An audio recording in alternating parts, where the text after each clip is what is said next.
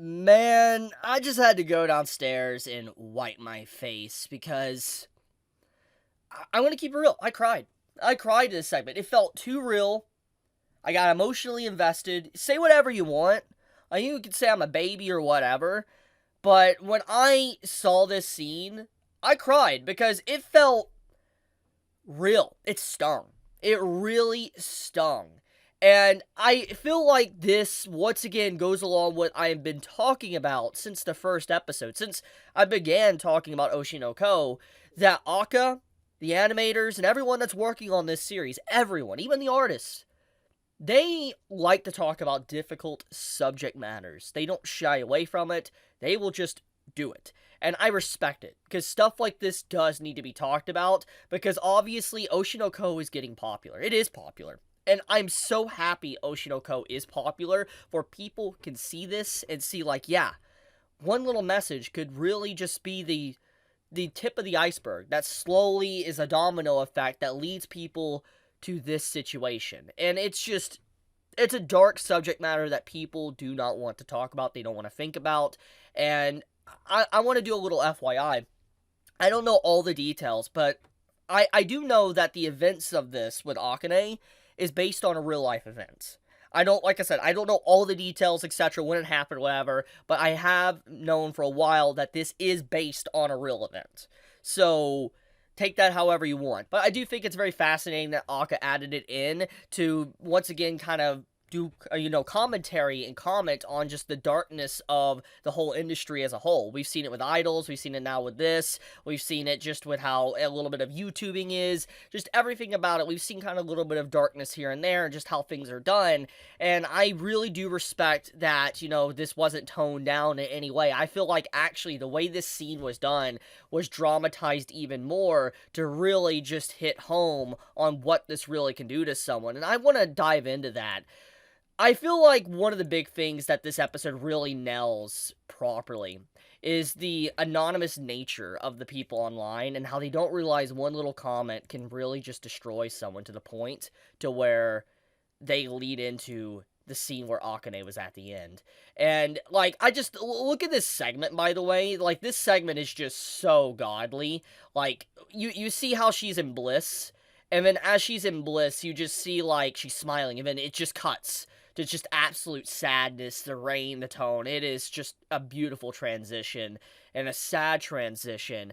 But the point of the matter is that, like, people's comments online, they slowly build up. People just continuously tag team and bully someone, harass someone, and the individual that's constantly getting this, they don't know what to say, they don't know what to do, and the only thing they really can do is apologize. But when they apologize, it opens the door up for even more harassment, and, just people have this disconnect, and I feel like this is what this episode shows, is that people like to hide behind their username. They like to hide behind their profile picture, and hell, I do kind of in the same way. My name is Chibi Reviews as a content creator.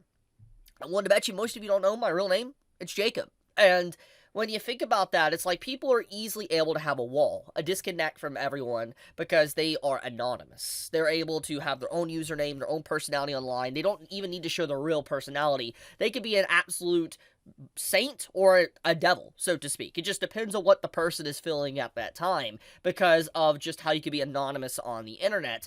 And these little comments that people make, I feel like it showcases, once again, people don't realize a little bit here and there really can just continuously push someone, because nobody really knows what's going on behind the scenes with that person that they're harassing, to the point to where they're in a bad state in their life or whatever, and it leads to just the end of the road, so to speak, that they have no way out. And Akane felt cornered. That's exactly what this moment represents. She felt cornered. She felt like she had no direction, no way to go. This was it, because it's like she had no future.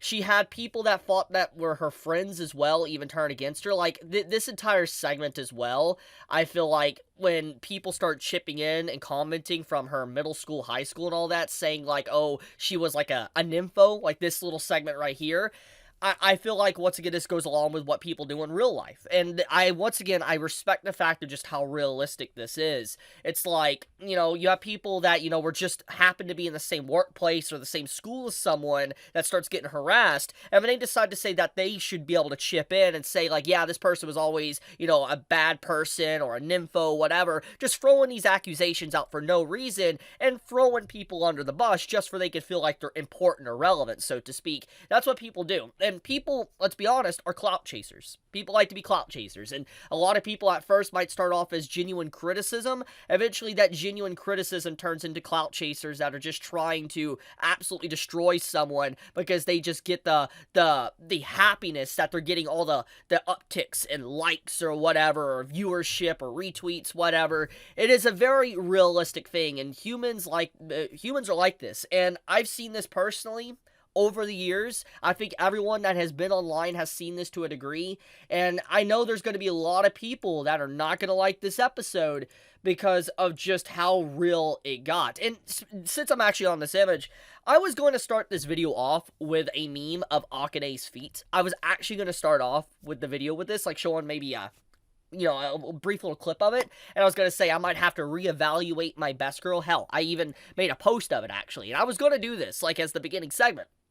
But when I got to the end of the episode, I was like, no, that wouldn't be fitting. It would not be fitting for what this episode is trying to convey and all that. And I want to keep this more on a serious note, because this is a very serious episode that needs to, it's trying its best. And I feel like, even though this was dramatized to a degree, like the entire episode was, I feel like, once again, it hits really close to home. And it's absolutely nothing short of stunning, this entire episode. I honestly just cried when I saw this. Like, I kind of blacked out this segment a little bit. I'm not even gonna lie. Like, I've read the manga. I'm up to date with the manga. But I honestly, I remember it now, but I blacked this out. I honestly did not remember all of this when the episode started. And then when it came and I saw it happen, I was like, oh, it's this.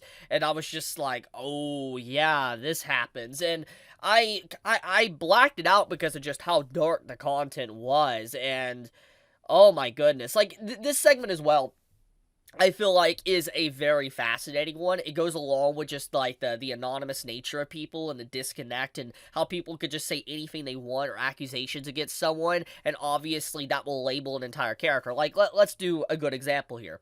Let's say, someone is the most intelligent person in the world, okay? They are absolutely intelligent, okay? We're just throwing a random person out.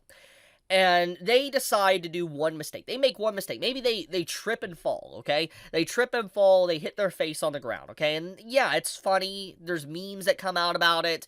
And for the rest of that person's life, that will be what follows them. That will be what they're known as the man that fell and hit his face on the ground as a klutz or a dummy. And people would go online to say that this individual is probably very dumb, he's ditzy, someone that isn't really smart, even though he's probably someone that's the most intelligent, or he is the most intelligent, so that's the character I designed. He's the most intelligent character. The point is that, these accusations people are able to throw out, that will be what follows these individuals for the rest of their life, even if it isn't true. And so people doing stuff like this, saying, I bet behind the scenes she fools around with guys and isn't serious about her job, we know this is completely a lie. We see this entire segment where Akane, she is trying her best to study, get better at acting, she's writing notes continuously throughout the episode, she's doing her absolute best to try to be successful. You can see the hard work and passion that she is putting into everything. It is not something that she is not taking seriously. But once again, people don't care about this because they don't see it. They don't see it at all because all they see is the surface, and that's about it.